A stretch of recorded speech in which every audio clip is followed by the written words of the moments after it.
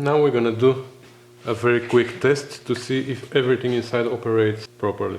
So I removed the valve again, the operating valve, because I wanted to be able to put air inside and see if the sliding clutch is gonna operate. But first I want to do something. Here I put a mark. I don't know if you see it.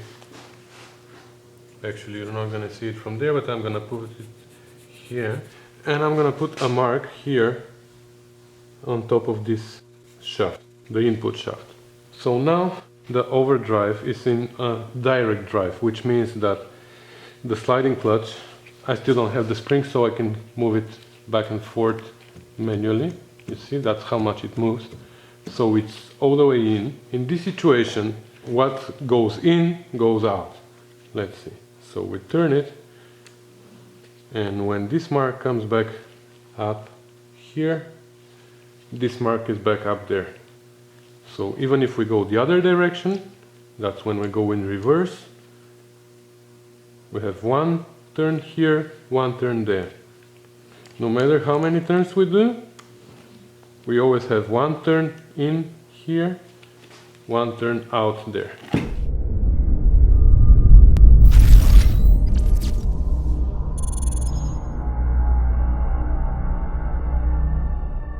What's gonna happen though if we apply air here? And did you see the clutch sliding? I'm gonna do it again. Watch the clutch. So the operating pistons are pushing on the bridges and the bridges are pulling the clutch this way. So I'm gonna put air again. Okay. And now, because we don't have the springs there to push it back, so it's gonna stay in this position, which is overdrive now. So now we turn the input shaft one turn here, and our mark is already, I don't know if you see it. That's why it's called overdrive, because whatever we put here, it increases it by 1.22, I think, or 24, I don't remember the exact number. But if I do one more turn, that's now my mark is at the bottom, you won't see it. One more turn and my mark is gonna come on this side. So one more turn and my mark is here, and one more turn and it's gonna line up again on top, almost. So actually that's 1.2. So I did 5 turns on this one and 6 turns there actually. So that's almost 1.2, or it's 1.22 I think. So now in this situation though, if I try to turn back, I can't. That is why never back up your car when the overdrive is on, which it shouldn't be able to happen, but if you have problems with the electrical, sometimes it's possible that you can reverse with overdrive on. Well, never do that, because now if I had the strength to force it here, I was gonna ruin the unidirectional clutch. So everything gear-wise operates well. When it's in direct drive, it transfers 1 to 1. When it's in overdrive, it transfers to 1.2. So that's how it works. Now I'd like to check also how does the valve operate. So for this, I need to be able to install the valve and somehow apply air through. From the other overdrive, the plug is damaged, so I bought a new one. Maybe I'm gonna use the old one. I'm gonna drill a small hole in it so I can install the valve inside and apply air from the top somehow. And then I will be able, with this lever, to operate the valve, and then we will see if the clutch is gonna go in and out, but also we will have to install the springs. So what I did, because I was looking for adapters from this to this, so what I did was the redneck way. I just welded this to the plug, and now I can just plug my hose here. But what I did also, I drilled a hole inside, of course, but I took extra care to clean this, because if there are any metal shavings inside, I'm gonna literally force them inside the valve, and that's not good. So it's extremely important this to be clean. So now I can assemble the valve. The actual valve is already inside, so I can put the bowl now, the spring and the plunger, and then instead of the plug I'm gonna put this. And now we're gonna install the springs, and we will find something like maybe like the guys that wrote the manual, they used a piece of plywood to cover here and to push on the springs. So I'm gonna do the same thing. I'm gonna bring a piece of plywood, and then we're gonna put the springs, and the plywood is gonna push them in. So I made this piece of wood. I don't want to say piece of something else. Yeah, I think it's gonna do the job. So I'm gonna put the springs, and there are two types of springs. They usually have colors. Yeah, these, some of them still have the colors, but yeah, okay, let's select them. There are 1, 2 red ones, 3 red ones, 4 red ones.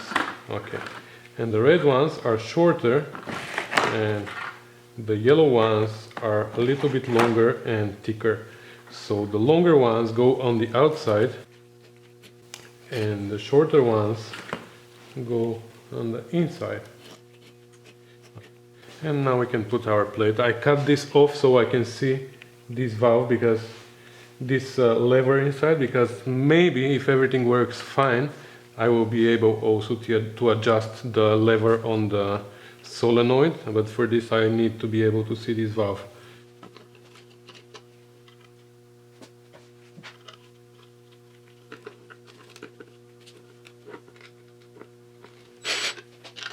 So now the lever is up, which means we are in direct drive. I'm gonna put this piece of masking tape for you. So you know what, let's use the nipple. Let's use the nipple as a mark here, and at the back I'm gonna put this piece of masking tape so you can see it better. Do you see it, guys? No, you don't. Okay, now I hope you can see it better. So at the front we're gonna use the nipple as a mark, and at the back we're gonna use this piece of masking tape. Okay, so now we are in direct drive, and let's see what's gonna happen. So I just have to be careful not to press the ball, the nipple. Okay, a little bit more. And our masking tape is back there. So we have one in, one out. So now I'm gonna switch to overdrive.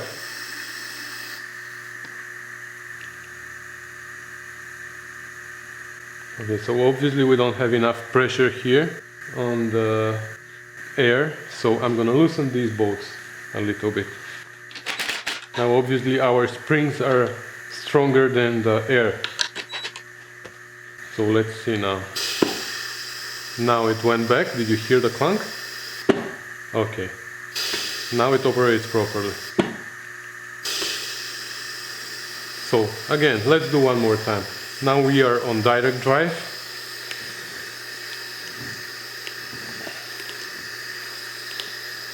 So we have one in, one out, and now that's overdrive.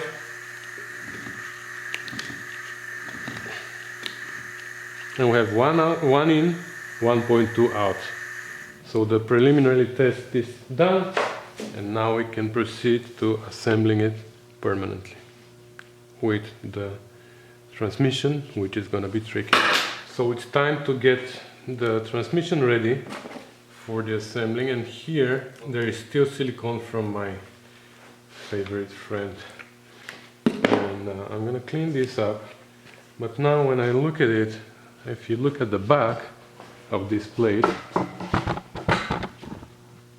there's a lot of silicone there too, and the way he did it is like amazing. He even wiped it with his finger here to make a nice bead. But that's not the way. And I have the gasket for there, so you know what, I think I'm I'm gonna take it apart and I'm gonna change the gasket there, and I'm gonna do it the proper way. That's really ridiculous what he did.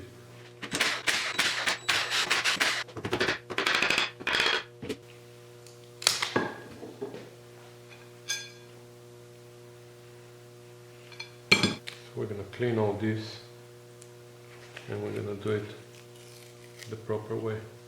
This gasket even is the old one, I guess.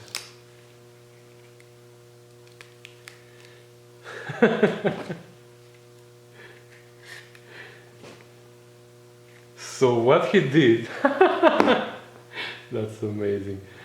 So to fix this leak, he didn't even remove the plate. What he decided to do was keep the old gasket there with the plate and just wipe with his finger a little bit of silicone outside, because you see there is not even a touch of red silicone inside. That's amazing. He put only outside, and that's how he sealed the leak. Red silicone only after the edge, only outside. And this is a mechanic.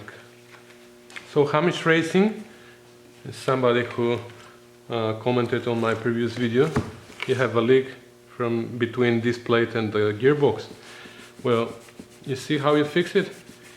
You just smear some silicone outside and hope that it's gonna seal. Well, unfortunately that's the way my friend Carlos would do it, but the proper way is actually you have to do what I'm doing now.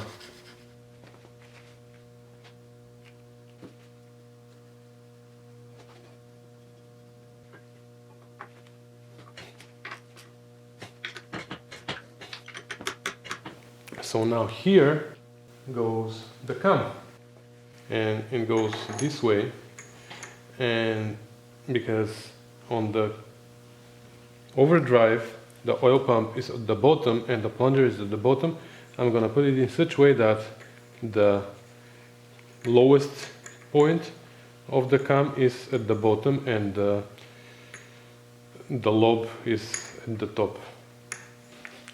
Okay, if you remember, I told you I'm not gonna put the pump yet here, the cover or the plug, because I wanted to do something. And now that's the idea. I can do this. I can slide this piece of wire here, then pass it through the plunger.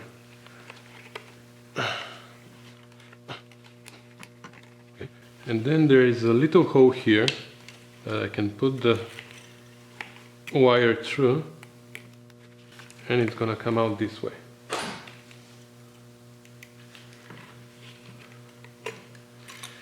So now I'm gonna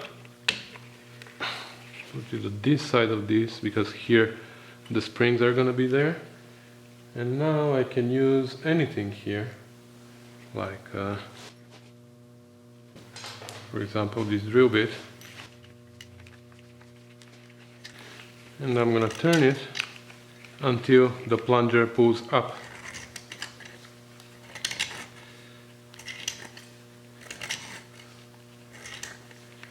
You see, now the plunger is out, and now I'm gonna be able to slide it in, and then when I'm ready, I'm just gonna cut the wire from here and I'm gonna pull it out. Hopefully. If I'm not able to pull it out, I'm gonna be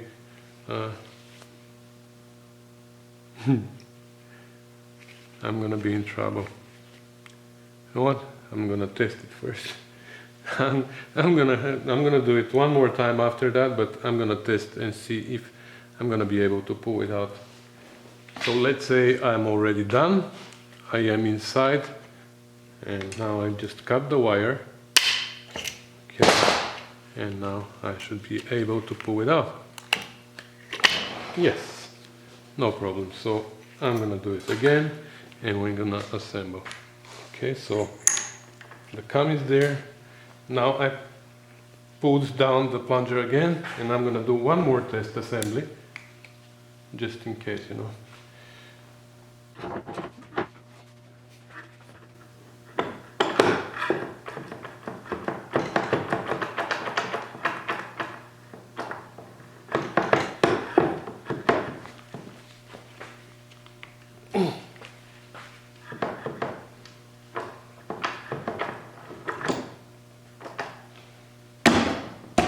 Okay, it's in.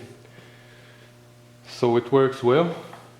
I just need to remove it now, put gasket sealer, springs, don't forget the springs, and assemble it permanently.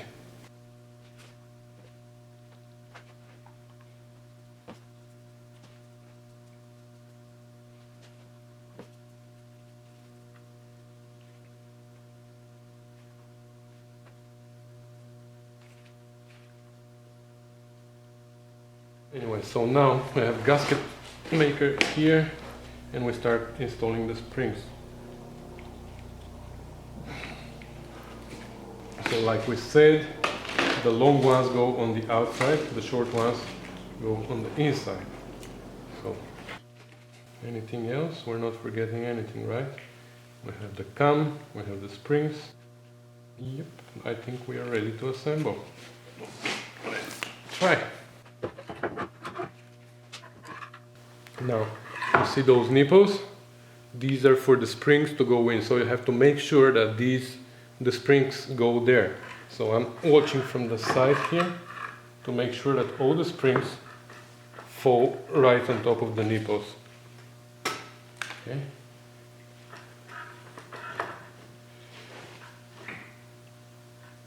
And now here from the side, I can see that all the springs are on their nipples. And now here I can put the two long rods. So I'm pushing with my body while I'm putting one of the rods on the side, one of the studs. Okay, this is definitely operation for two people, but I am better than two people. Okay, so now again I'm gonna double check the springs. Yep. All of them are on their nipples, and now I can start tightening these, but I'm gonna be checking all the time if it goes free like that. Wow.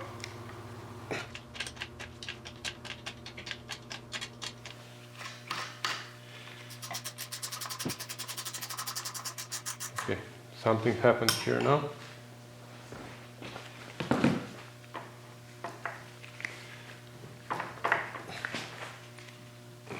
No, I'm stuck, so I'm gonna loosen it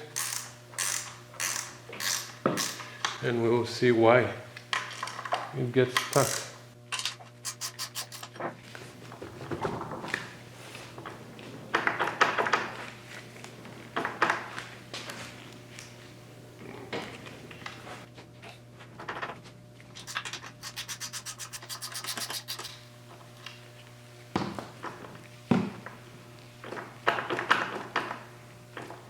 So what's happening right now, here I'm on the other overdrive.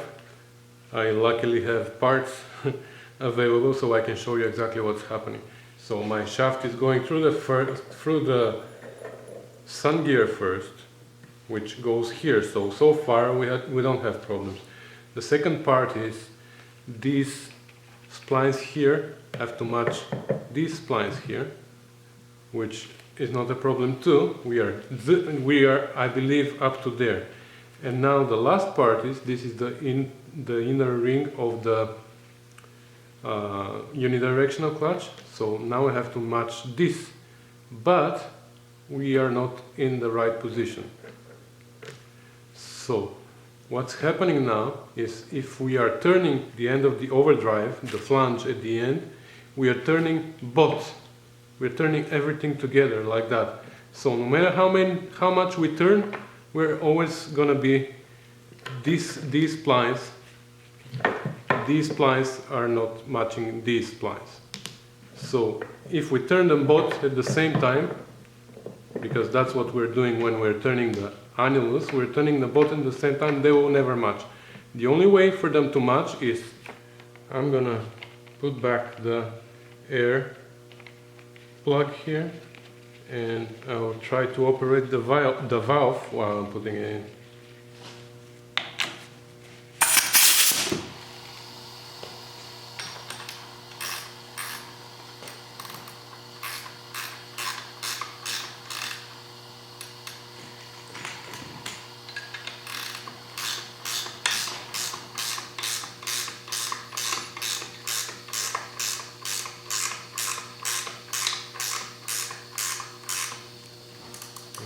getting stuck again.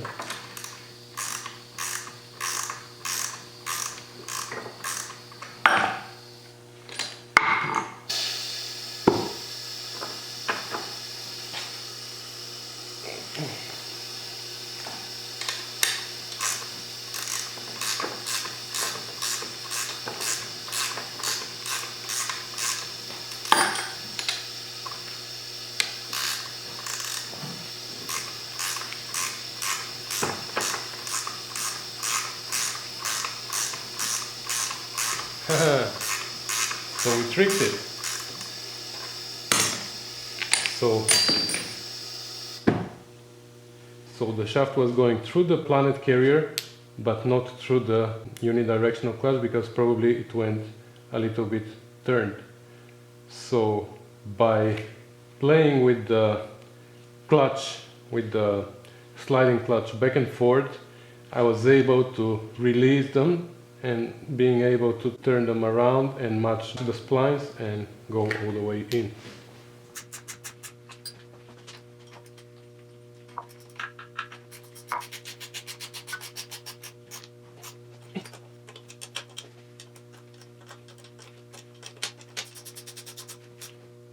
And now we can put the drain plug with this cipher here.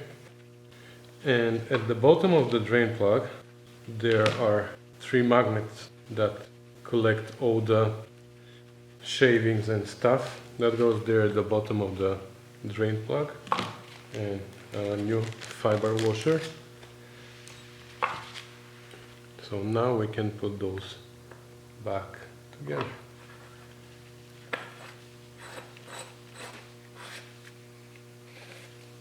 And with that our assembly is completed, and I guess next step is to fill it up with oil, put that cover on,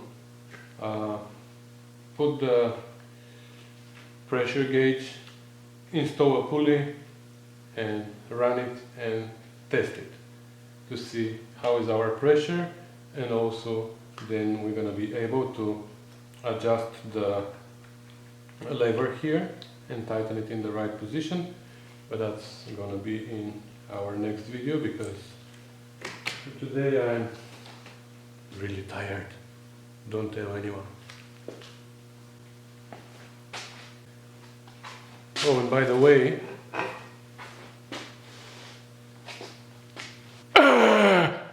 Happy Halloween.